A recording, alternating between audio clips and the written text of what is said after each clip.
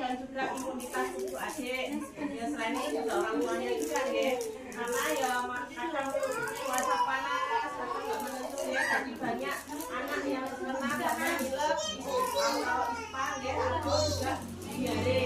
Dan diharapkan juga ini kan walaupun musim kemarau itu biasanya masih ada musim DB, penyakit DB ya, diusahakan. Pokoknya kalau DB itu biasanya di antara pagi dan sampai siang hari ya, nyampurnya itu nyamuk apa nih yang DB?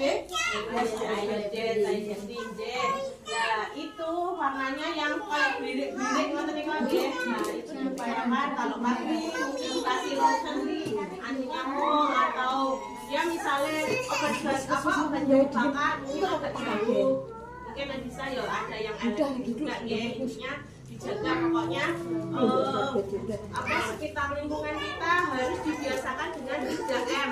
Masih ingat Bu 3M apa mawon?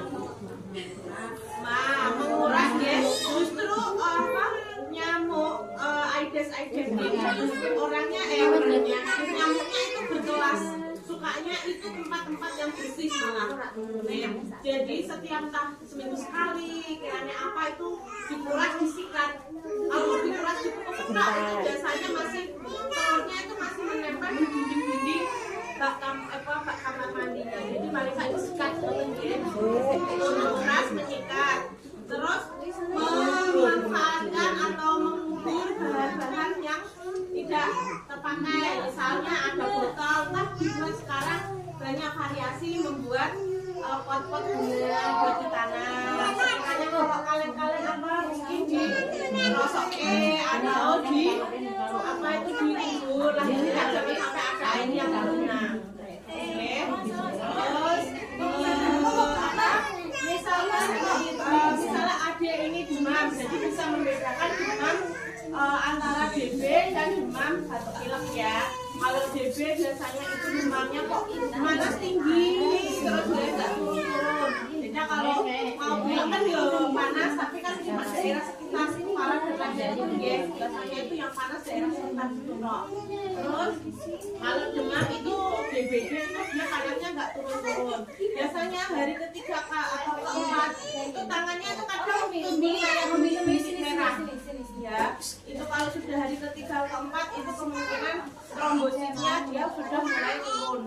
Ya, normalnya paling nggak harus 4.000 ke atas itu sudah turun banget ya. Setidaknya kalau gitu pokoknya perbanyak minum, sedikit-sedikit minum ya.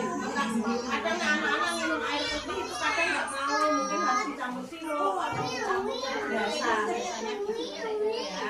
Jadi misalnya penanganan anak demam intinya di rumah itu selalu menyediakan apa Bu? Ya, antacid, oralit itu wajib ya. Anjingan kan punya akses semua itu ya. Paling enggak sebulan sekali itu dipakai kontrol. Misalnya panjenengan periksa di balai desa.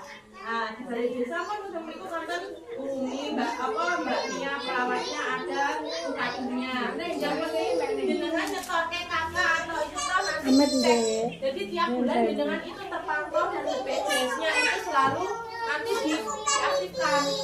Panjenengan itu kan ada BPJS dari pemerintah ya, sekarang itu modelnya langsung misalnya nggak pernah dipakai itu langsung di-delete, dihilangkan itu dia BPJS-nya. Makanya kalau ibaratnya itu pemerintah rugi sampun membiayai jenengan tiap bulan tapi kamu itu tak kasih kok enten tiga pilih jenengan sing sae pundi ya.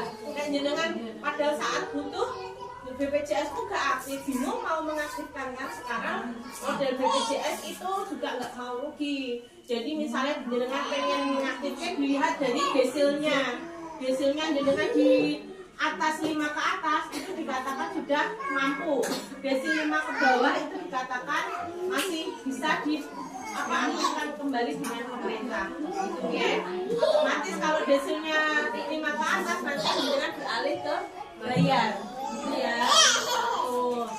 Jadi diharapkan pas sebulan sekali jadi ke balai desa jadi nyedot ke kakak nantinya dia bisa nanti entah jenengan minta obat paracetamol atau apa imunisasi, jadi punya kesediaan di rumah. Misalnya Pak, ada keluarga yang pegel, mulai agak flu atau apa, jadi kan diberi paracetamol untuk penanganan lebih awal.